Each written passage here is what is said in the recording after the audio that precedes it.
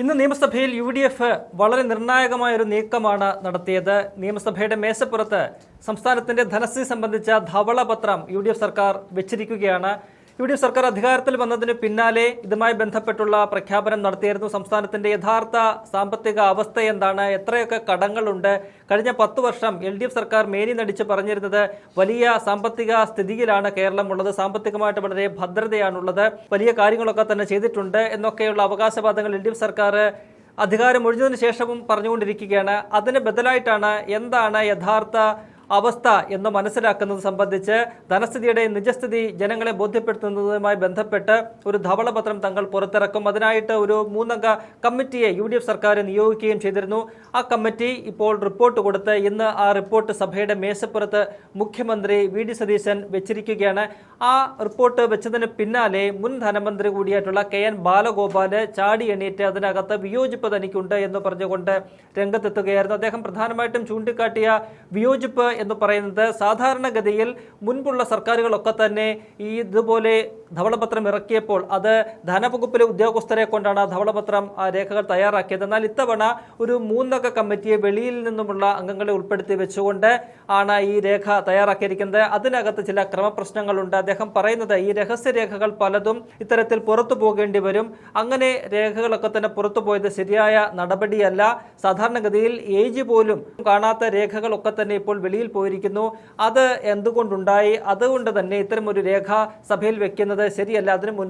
സഭയിൽ വെക്കുന്നതിന് മുൻപ് ആ ക്രമപ്രശ്നം ഉന്നയിക്കാൻ തന്നെ അനുവദിക്കേണ്ടതായിരുന്നു എന്ന ഒരു കാര്യം ബാലഗോപാൽ പറഞ്ഞു. ഒപ്പം തന്നെ അദ്ദേഹം പറഞ്ഞത് കഴിഞ്ഞ 5 വർഷമായിട്ട് ഞാൻ സഭയിലുണ്ട്, അപ്പോൾ സഭയിലെ നടപടിക്രമങ്ങളൊക്കെ തനിക്കറിയാം എന്നുള്ള നിലയിൽ വലിയ രീതിയിൽ ഗീർവാണം വിട്ടുകൊണ്ടാണ് മുൻ ധനമന്ത്രി ബാലഗോപാൽ സംസാരിച്ചത്. എന്നാൽ അതിന് മറുപടി പറയാൻ എഴുന്നേറ്റ മുഖ്യമന്ത്രി ചുട്ട ഒരു മറുപടിയാണ് ബാലഗോപാലിന് കൊടുത്തത്. അദ്ദേഹം പറഞ്ഞത്, നിങ്ങൾ 5 വർഷമായിട്ട് ഉണ്ട് എന്നല്ലേ പറഞ്ഞത്, ഞാനിവിടെ 25 വർഷമായിട്ട് അംഗമായിട്ടുണ്ട്, അപ്പോൾ 25 വർഷമായിട്ട് എനിക്ക് കാര്യങ്ങളെല്ലാം അറിയാം. എല്ലാം അറിയാമെന്ന് ഒരാളും ധരിക്കരുത്. നമുക്കറിയാത്ത പല കാര്യങ്ങളും ഉണ്ടാകും. ഈ താങ്കൾ ഉന്നയിച്ചതുപോലെ, താങ്കൾ ആരോപിക്കുന്ന പോലെ യാതൊരു രേഖകളും രഹസ്യരേഖകളും പുറത്തു പോയിട്ടില്ല. 3 അംഗങ്ങളെ വെച്ച് ഒരു സമിതി രൂപീകരിച്ച് അവര് കാര്യങ്ങൾ പഠിച്ചാണ് ഇത്തരമൊരു ധവളപത്രം തയ്യാറാക്കിയിരിക്കുന്നത്. അവർക്ക് പുറത്തു പോകാത്ത യാതൊരു രേഖകളും കൊടുത്തിട്ടില്ല. പൊതു സമൂഹത്തിന് മുന്നിലുള്ള പബ്ലിക് ഡൊമൈനിലുള്ള രേഖകൾ, പൊതു രേഖകൾ മാത്രമാണ് അവര് വിശകലനം ചെയ്തത്. അതിന്റെ അടിസ്ഥാനത്തിലാണ് ഈ കമ്മിറ്റി ഇത്തരമൊരു ധവളപത്രം രൂപീകരിച്ചിരിക്കുന്നത്. അതുകൊണ്ട് തന്നെ താങ്കളുടെ ഈ ആരോപണങ്ങളൊക്കെ തന്നെ ബാലിശമാണ്. UDF സർക്കാരിന്റെ ഭാഗത്തു നിന്നും യാതൊരു തെറ്റുകളും സംഭവിച്ചിട്ടില്ല എന്ന ശക്തമായ മറുപടി മുഖ്യമന്ത്രി VD സതീശൻ കൊടുക്കുന്ന ഒരു കാഴ്ച കണ്ടു. നടപടിക്രമങ്ങളുടെ പബ്ലിഷ് ചെയ്ത ശേഷം സ്പീക്കറുടെ അനുവാദത്തോടെയാണ് അത് വെച്ചത്. സഭയിൽ ഇത്തരത്തിൽ ഒരു രേഖ വെക്കുകയാണെങ്കിൽ, മേശപ്പുറത്ത് വെക്കുകയാണെങ്കിൽ അത് മേശപ്പുറത്ത് വെച്ചതിന് ശേഷമാണ് ഒബ്ജക്ഷൻ ഉന്നയിക്കേണ്ടത്, അല്ലാതെ വെക്കുന്നതിന് മുമ്പല്ല എന്നും ഈ പറയുന്ന 25 വർഷത്തെ അനുഭവം ചൂണ്ടിക്കാട്ടിക്കൊണ്ട് VD സതീശൻ മുൻ ധനമന്ത്രി കൂടിയായിട്ടുള്ള KN ബാലഗോപാലിന് മറുപടി കൊടുത്തു. മുഖ്യമന്ത്രിയുടെ മറുപടിയോടെ സ്പീക്കർ ആ ഒരു ക്രമപ്രശ്നം, അല്ലെങ്കിൽ മുൻ ധനമന്ത്രി കൂടിയായിട്ടുള്ള KN ബാലഗോപാൽ ഉന്നയിച്ച പ്രശ്നം അത് തള്ളിക്കളഞ്ഞിരിക്കുകയാണ്. അത്തരത്തിൽ യാതൊരു ക്രമപ്രശ്നങ്ങളും ഈ വിഷയത്തിൽ ഇല്ല എന്ന സ്പീക്കർ റൂളിംഗും കൊടുത്തിരിക്കുന്നു. ഈ വിഷയത്തിൽ പിന്നീട് പ്രതിപക്ഷ നേതാവ് കൂടിയായിട്ടുള്ള പിണറായി വിജയൻ ഉൾപ്പെടെ ചില ആരോപണങ്ങളും വിമർശനങ്ങളുമായിട്ട് രംഗത്തെത്തി. അതിനെല്ലാം തന്നെ മുഖ്യമന്ത്രി ശക്തമായ ഭാഷയിലുള്ള മറുപടി കൊടുക്കുന്നതാണ് നമുക്കിന്ന് കാണാൻ കഴിഞ്ഞിരിക്കുന്നത്. എന്തായാലും ആ ധവളപത്രം ഇപ്പോൾ സഭയുടെ പൊതുരേഖയായിട്ട് മാറിയിരിക്കുകയാണ്. അതിനകത്ത് സംസ്ഥാനത്തിന്റെ നിലവിലെ യഥാർത്ഥ ധനസ്ഥിതി സംബന്ധിച്ചുള്ള എല്ലാ വിവരങ്ങളുമുണ്ട്. എത്രത്തോളം കടം സംസ്ഥാനത്തിനുണ്ട്, എന്തൊക്കെ കാര്യങ്ങളാണ് ഇതിനെയും ചെയ്യാനുള്ളത്, ഏതൊക്കെ മേഖലകളിലാണ് കടമുള്ളത്, ആ കടങ്ങളൊക്കെ തന്നെ ഈ പുതിയ സർക്കാരിനെ ഏറ്റെടുക്കേണ്ടി വരും. അതെല്ലാം തന്നെ വളരെ വിശദമായിട്ട് പ്രതിപാദിക്കുന്ന ധവളപത്രമാണ് പുറത്തു വന്നിരിക്കുന്നത്. അപ്പോൾ യാഥാർത്ഥ്യം ജനങ്ങൾ അറിയുന്നതിന്റെ ഒരു വേവലാതിയാണ് പ്രതിപക്ഷത്തിന് എന്ന വിമർശനമാണ് ഇപ്പോൾ ഭരണപക്ഷം ഉന്നയിക്കുന്നത്. എന്തായാലും ഇന്ന് സഭയിൽ മുൻ ധനമന്ത്രി KN ബാലഗോപാലിന് നിലവിലെ ധനമന്ത്രി കൂടിയായിട്ടുള്ള മുഖ്യമന്ത്രി VD സതീശൻ കൊടുത്ത മറുപടിയുടെ ആ വീഡിയോ നമുക്ക് കാണാം. അതായിരുന്നു ചെയ്യേണ്ടത്. അല്ലാതെ ബഹളത്തിനിടയിൽ ചെയ്തിട്ട് കൈയടിച്ചവന്റെ കാര്യമില്ല. ഇവിടെ പിന്നെ ഞങ്ങൾ എന്തായാലും നിങ്ങൾ വെക്കും, പിന്നെ ഇത് ചർച്ച ചെയ്യും, അതിനല്ല തർക്കം, വെക്കുന്നതിന്റെ അല്ല. പക്ഷെ അതിനൊരു നിയമസഭയ്ക്കകത്തൊക്കെ ഒരു പ്രൊപ്പറേറ്റി ഉണ്ട്, ഒരു നിയമപരമായ കാര്യമുണ്ട്, ചെയറാണ് ഇതിനെ പ്രൊട്ടക്ട് ചെയ്യേണ്ടത്. അതുകൊണ്ടാണ് സാർ ഇവിടുത്തെ പ്രശ്നം എന്താ, ഇങ്ങനെ ഒരു 3 പേരുടെ കമ്മിറ്റി വരുമ്പോൾ ഫിനാൻസിന്റെ കാര്യത്തിനകത്ത് ഫിനാൻസിന്റെ ഏറ്റവും രഹസ്യ സ്വഭാവമുള്ള കാര്യങ്ങൾ നോക്കിയാലേ ധവളപത്രം തയ്യാറാക്കാൻ പറ്റൂ. സാർ ധവളപത്രം സാധാരണ തയ്യാറാക്കുമ്പോൾ ധവളപത്രം ആദ്യം ബ്രിട്ടീഷുകാരാണല്ലോ തുടങ്ങിയത്. അവിടുത്തെ ഗവൺമെന്റ് ഡോക്യുമെന്റ് ഇന്നിപ്പോ പ്രൈവറ്റ് മേഖലയിലുണ്ട്. സാർ, ഓഡിറ്റഡ് അക്കൗണ്ട്, ഓഡിറ്റഡ് ആയിട്ടുള്ള ഓഡിറ്റ് ചെയ്യാനുള്ള അവകാശം നമ്മുടെ സർക്കാരിൽ ആർക്കാ അവകാശം?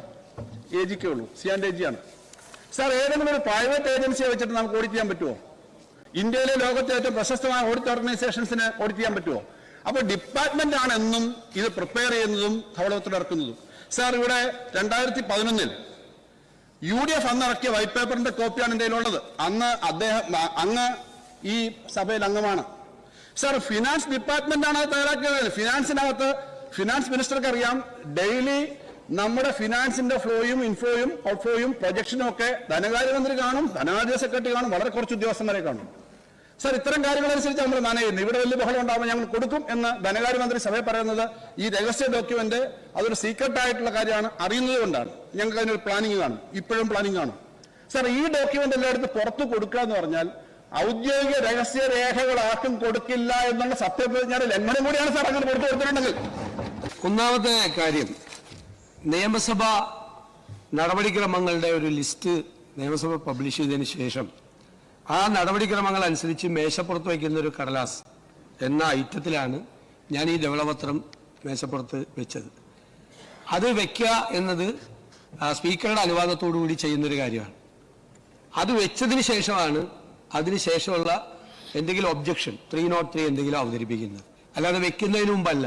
അത് നിയമസഭാ നടപടിക്രമങ്ങൾ അങ്ങ് 5 വർഷം അങ്ങേക്ക് അറിയാമെന്ന് പറഞ്ഞു. എനിക്ക് 25 വർഷം അറിയാവുന്ന ആളാണ്. ഇതാണ് നടപടിക്രമം. അങ്ങ് പരിശോധിച്ചാൽ മതി. ഇതിനു മുമ്പ് ഏത് കാര്യത്തിൽ ലീഗൽ ഒബ്ജക്ഷൻ, ഒരു ബില്ല് പോലും പൈലറ്റ് ചെയ്തിട്ടാണ് ലീഗൽ ഒബ്ജക്ഷൻ. ഇത് സംബന്ധിച്ച് ബഹുമാനപ്പെട്ട മുൻ ധനകാര്യമന്ത്രി ശ്രീ KN ബാലഗോപാൽ ഉന്നയിച്ച എല്ലാ കാര്യങ്ങളെയും വളരെ അടിസ്ഥാനരഹിതമായ കാര്യങ്ങളാണ് ഇവിടെ പറഞ്ഞത്. ഒരു ഡോക്യുമെന്റും പുറത്തേക്ക് പോയിട്ടില്ല. ധനകാര്യ വകുപ്പിന്റെ നേതൃത്വത്തിലാണ് ഇത് തയ്യാറാക്കിയിരിക്കുന്നത്. ക്യാബിനറ്റിന്റെ അനുമതിയോടുകൂടിയാണ് തയ്യാറാക്കിയിരിക്കുന്നത്. ക്യാബിനറ്റിന്റെ അപ്രൂവൽ ഈ വൈറ്റ് പേപ്പറിനുണ്ട്.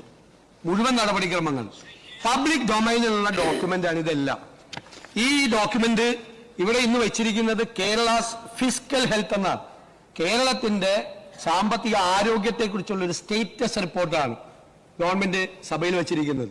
കാരണം കേരളത്തിലെ ജനങ്ങൾ അറിയണം കേരളത്തിലെ സമ്പദ് വ്യവസ്ഥയുടെ യഥാർത്ഥ ചിത്രം എന്താണ് എന്ന്. കേരളത്തിലെ ജനങ്ങൾ, സാധാരണക്കാരായ ആളുകൾ, MLA-മാർ, മന്ത്രിമാർ, ജനപ്രതിനിധികൾ, ഇത് തയ്യാറാക്കുന്ന ആളുകൾ എല്ലാവരും അറിയണം. ബ്യൂറോക്രസി എല്ലാവരും അറിയണം ഇതെന്താണ് കേരളത്തിന്റെ യഥാർത്ഥ സമ്പദ് വ്യവസ്ഥ.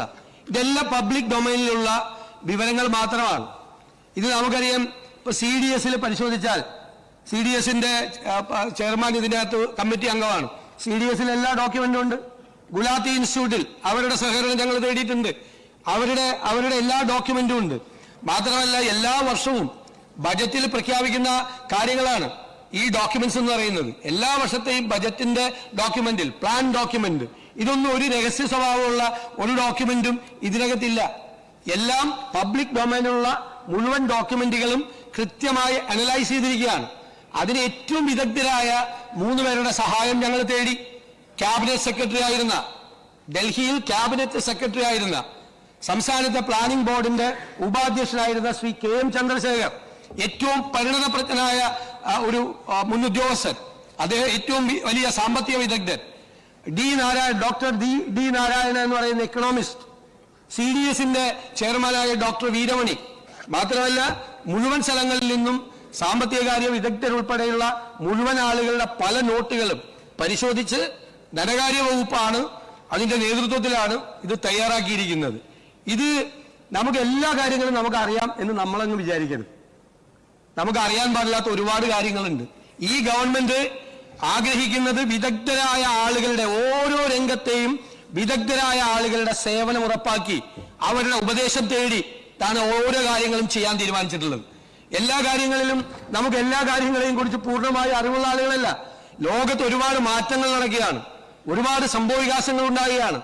അതെല്ലാം അറിയാനും അത് മനസ്സിലാക്കാനും അതനുസരിച്ചുള്ള ഒരു പുതിയുഗ കേരളം കെട്ടിപ്പടുക്കാനുമാണ് ഈ ഗവൺമെന്റ് നിൽക്കുന്നത്. ഞാൻ വളരെ അഭിമാനത്തോടു കൂടി പറയുന്നു, ഇവിടെ പലപ്പോഴും വെച്ചിട്ടുള്ള പല വൈറ്റ് പേപ്പറുകളും പൊളിറ്റിക്കൽ ഡോക്യുമെന്റാണ്. ഇത് it's not a political document. ഇത് സംസ്ഥാനത്തിന്റെ സാമ്പത്തിക ആരോഗ്യം സംബന്ധിച്ച ഒരു സ്റ്റേറ്റസ് റിപ്പോർട്ടാണ്. ഇത് കേരളത്തിന്റെ ഭാവി കെട്ടിപ്പടുക്കുന്നതിന് വേണ്ടി ഏറ്റവും പ്രയോജനം ചെയ്യാൻ പോകുന്ന അടിസ്ഥാന ഡോക്യുമെന്റ് ആണ്. കെട്ടിപ്പൊക്കിയ മിഥ്യകളൊന്നും ശരിയല്ല എന്ന്. ഞാനിപ്പോ അതിനെക്കുറിച്ച് ഇതിന്റെ വിശദാംശങ്ങളിലേക്ക് പോകുന്നില്ല. അതെല്ലാം വായിച്ചു നോക്കിയിട്ട് എല്ലാവരും മനസ്സിലാക്കിയാൽ മതി. കെട്ടിപ്പൊക്കിയ മിഥ്യകൾ ഒരിക്കലും ഒരു സംസ്ഥാനത്തിന്റെ സമ്പദ് വ്യവസ്ഥയും ഒരു പ്ലാനും തയ്യാറാക്കുമ്പോൾ അതിന്റെ അടിസ്ഥാനപരമായ കാര്യങ്ങൾ പോലും ശ്രദ്ധിക്കാതെ സമ്പദ് വ്യവസ്ഥയുടെ അടിത്തറ കുഴിമാന്തുന്ന സംഭവങ്ങൾ ഇതെല്ലാം നമ്മൾ അറിയണ്ടേ? നമ്മൾ അറിയണമെങ്കിൽ വിദഗ്ധ ഉപദേശം വേണം. ആ വിദഗ്ധ ഉപദേശം ഈ സർക്കാർ ഇനിയുള്ള എല്ലാ കാര്യങ്ങളിലും നേടിക്കൊണ്ടായിരിക്കും മുന്നോട്ട് പോകുന്നത്. ആ വിദഗ്ധരുടെ സേവനവും അവരുടെ ഉപദേശവും ഈ വൈറ്റ് പേപ്പർ തയ്യാറാക്കുന്നതിന് സഹായകരമായിട്ടുണ്ട്. അവരോട് നന്ദി പറയാൻ കൂടി ഞാൻ അവസരം ഉപയോഗിക്കുന്നു. ഇദ്ദേഹം ഉന്നയിച്ചതുപോലുള്ള ഒരുവിധ നമ്മുടെ ഏതെങ്കിലും ഒരു ചട്ടമോ ഒരു നടപടിക്രമോ ഒന്നും ലംഘിക്കാതെ എല്ലാ നടപടിക്രമങ്ങളും പൂർണ്ണമായി പാലിച്ചുകൊണ്ടാണ് ഇത് തയ്യാറാക്കിയത്. ഇത് ഭാവി കേരളം കെട്ടിപ്പടുക്കുന്നതിനുള്ള ബേസിക് ഡോക്യുമെന്റായി മാറണം എന്നാണ് ഞങ്ങളുടെ ആഗ്രഹം.